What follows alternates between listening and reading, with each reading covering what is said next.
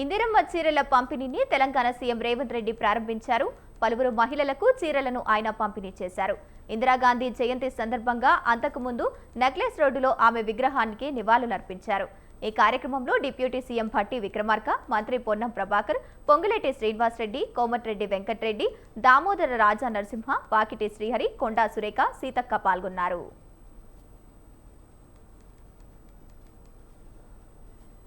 కీర్తిని ప్రపంచానికి చాటి చెప్పినటువంటి ఉక్కు మహిళ ఇందిరాగాంధీ గారిని ప్రతి ఒక్కరూ స్మరించుకోవాల్సిన దినం లోపల ఆమెను ఆదర్శంగా తీసుకొని ఈరోజు కూడా మన కాంగ్రెస్ ప్రభుత్వాలన్నీ ఇందిరమ్మ ప్రభుత్వాలుగా నడుస్తూ ఉన్నాయి. ఈరోజు మనం కూడా తెలంగాణ ప్రజాపాలన ప్రభుత్వం కూడా ఇప్పటికే ఇందిరమ్మ పాలన పేరు మీద రాష్ట్రంలో 1 కోటి మంది మహిళలకు ఇందిరమ్మ చీరలు పంపిణీ చేయనున్నారు. నేటి నుంచి తెలంగాణ తల్లి అవతరణ దినోత్సవం నాటికి గ్రామీణ ప్రాంతాల్లో చీరల పంపిణీ ప్రక్రియ పూర్తి చేయనున్నారు. రెండో దశలో మార్చి 1 నుంచి అంతర్జాతీయ మహిళా దినోత్సవం మార్చి 8 వరకు పట్టణ ప్రాంతాల్లో అందజేయనున్నారు. ఒకనాడు ప్రభుత్వం చీరలు పంచితే ఆ చీరలు పొలాల దగ్గర పిట్టల్ని బెదిరించడానికి కట్టే పరిస్థితి ఉండే మా అక్కలందరికీ తెలుసు. చాలామంది మహిళలు నిరసన తెలిపినరు. గ్రామాలకు వెళ్ళినప్పుడు పాదయాత్ర సందర్భంగా మా దృష్టికి తెచ్చిండ్రు. అందుకే ఈనాడు 1 కోటి మంది మహిళలకు, తెలంగాణ బిడ్డలకు సారే అంటే తల్లిదండ్రులు వాళ్ళ అన్నదమ్ముళ్ళు పెట్టే పండగ. అది ఎంతో ఆత్మగౌరవంతో ఉన్నది.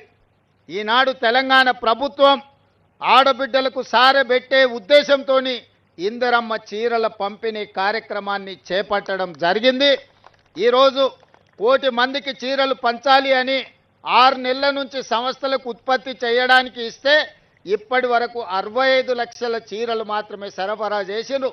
అందుకే ఈ 65 లక్షల చీరలను గ్రామీణ ప్రాంతాలలో ఉన్న మహిళలకు ఈరోజు ఇందిరమ్మ జయంతి సందర్భంగా మొదలుపెట్టి డిసెంబర్ 9 తెలంగాణ తల్లి అవతరణ దినోత్సవం వరకు వివిధ గ్రామాలలో, తండాలలో, గూడాలలో, మారుమూల పల్లెల్లో అందరికి ఆడబిడ్డలకు ఒకరొకరికి పేరు పేరున ఇంటికి చీరల పంపిణీ కార్యక్రమాన్ని చేయమని చీఫ్ సెక్రటరీ గారికి, ఉన్నత అధికారులకు, జిల్లా కలెక్టర్లకు, రాష్ట్ర స్థాయి నుంచి గ్రామ స్థాయి వరకు అధికారులందరికీ ఆదేశాలు ఇవ్వడం జరిగింది. మా ఆడబిడ్డలకే పెట్రోల్ బంకులు ఇచ్చినాం. మా ఆడబిడ్డలకే 500 రూపాయలకు సిలిండర్ ఇచ్చినాం. మా ఆడబిడ్డలకే ఈరోజు సోలార్ పవర్ ఉత్పత్తి చేసే అధికారం ఇచ్చినాం. ఆడబిడ్డలకు ఆర్టీసీ బస్సులో ఉచిత ప్రయాణమే కాదు, బస్సులకు యజమానులను చేసినాం. అందుకే ఈనాడు మన ప్రభుత్వం ప్రజాపాలనలో, ఇందిరమ్మ రాజ్యంలో, సోనియా గాంధీ గారి నాయకత్వంలో ఈ దేశానికి రాష్ట్రపతిని చేసిన, ఈ దేశానికి ప్రధానమంత్రిని చేసిన, కేంద్ర మంత్రులను చేసిన, వివిధ రాష్ట్రాలలో మహిళలను ముఖ్యమంత్రులను చేసిన, ఈనాడు సీతక్కను, సురేఖమ్మను తెలంగాణ రాష్ట్రంలో మంత్రులను చేసిన, రేణుకా చౌదరి గారిని రాజ్యసభ, విజయశాంతి గారిని ఎమ్మెల్సీగా చేసిన అది కాంగ్రెస్ పార్టీ సోనియా గాంధీ గారి నాయకత్వంలోనే మహిళలకు ఈ గౌరవం దక్కింది. ఇందిరమ్మ రాజ్యం ఉన్నప్పుడే మహిళల ఆత్మ గౌరవంతో తలెత్తుకొని నిలబడే విధంగా ఈరోజు మహిళల అభివృద్ధి కోసం మన ప్రభుత్వం పని చేస్తున్నది.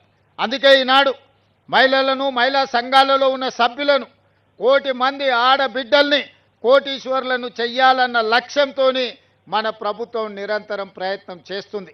మహిళలకు సంబంధించి ఇందిరమ్మ ఇండ్లు ఆనాడు రాజశేఖర రెడ్డి గారు ఉన్నప్పుడు ఆకాశమే హద్దుగా 25 లక్షల ఇందిరమ్మ ఇండ్లను ఆనాడు కట్టించడం జరిగింది. దురదృష్టవశాత్తు 10 సంవత్సరాలు కాంగ్రెస్ లేని ప్రభుత్వం పేదలకు ఇండ్లు ఇస్తామని, డబుల్ బెడ్రూమ్ ఇండ్లు కట్టిస్తామని ఆశ చూపించి ఆ ఆశ అడియాశలైనవి, వాళ్లకు మాత్రం ఇండ్లు రాలేదు. అందుకే మళ్ళీ మన ప్రభుత్వం వచ్చిన ఎంబడే మొదటి విడతగా 4.5 లక్షల ఇండ్లు దాదాపుగా 22,500 కోట్లతోని ఈనాడు మనం ఇండ్లు కట్టిస్తున్నాం. ప్రతి ఇంటికి 5 లక్షల రూపాయలు ఉచితంగా ఈరోజు మనం ఇండ్లకు ఇస్తున్నాం. అందుకే ఈరోజు మా ఆడబిడ్డల పేరు మీదనే ఇండ్లు మంజూరు చేస్తున్నాం. ఆనాడు లాల్ బహదూర్ శాస్త్రి గారి అకాల మరణంతో ఈ దేశంలో రాజకీయ నాయకత్వ శూన్యత ఏర్పడ్డది. ఆ సందర్భంగా కాంగ్రెస్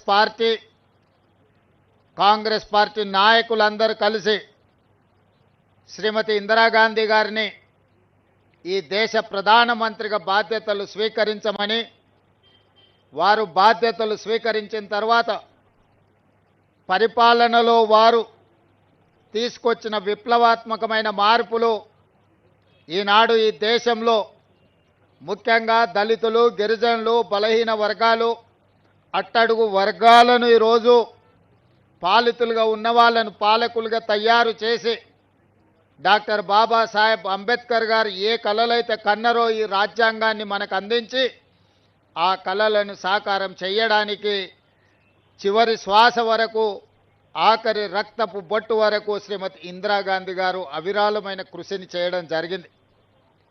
రాజభరణాలు రద్దు చేసిన, బ్యాంకులను జాతీయకరణ చేసిన, అగ్రికల్చర్ సీలింగ్ యాక్ట్ తీసుకొచ్చి దళితులకు, గిరిజనులకు భూ యాజమాన్య హక్కులను కట్టబెట్టిన, ఇల్లు లేని వాళ్లకు ఇందిరమ్మ ఇళ్లను అందించిన, అదేవిధంగా పరిపాలనలో మహిళల యొక్క ప్రాతినిధ్యం పెంచిన శ్రీమతి ఇందిరాగాంధీ గారు ఈ ప్రపంచానికే ఆదర్శంగా నిలబడ్డారు.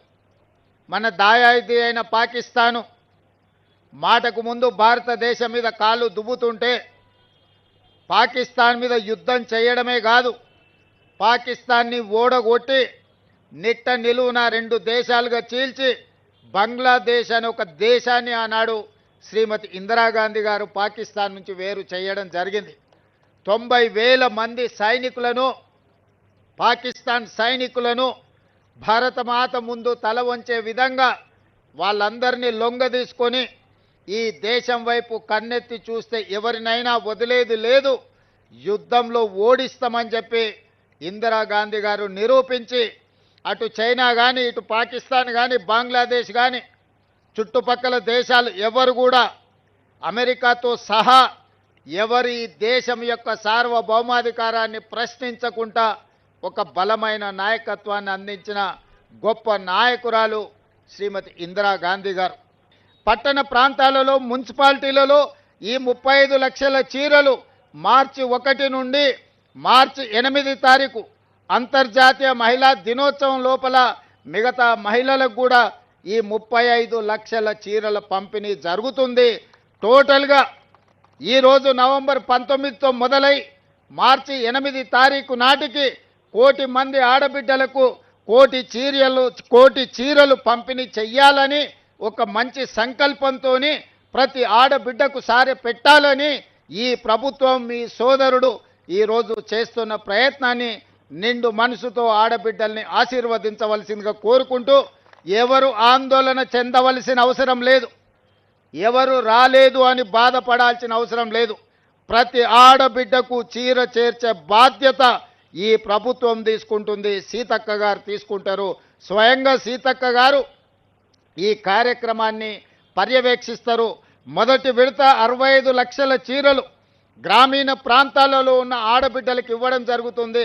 రెండవ విడత మున్సిపాలిటీలు, మున్సిపల్ కార్పొరేషను, గ్రేటర్ హైదరాబాద్లో ఉండే మహిళలకు మిగతా 35 లక్షల చీరలు మార్చి 1 నుండి మార్చి 8 తారీఖు లోపల వాళ్ళందరికీ కూడా చీరలను చేర్చే బాధ్యత ఈ ప్రభుత్వం తీసుకుంటుంది. గ్రామాలలో ఇచ్చిండ్రు, పట్టణాలలో ఇవ్వలేదు అని ఎవరైనా మిమ్మల్ని తప్పుదోవ పట్టించే అవకాశం ఉంటుంది. పట్టణ ప్రాంతాలలో ఉన్న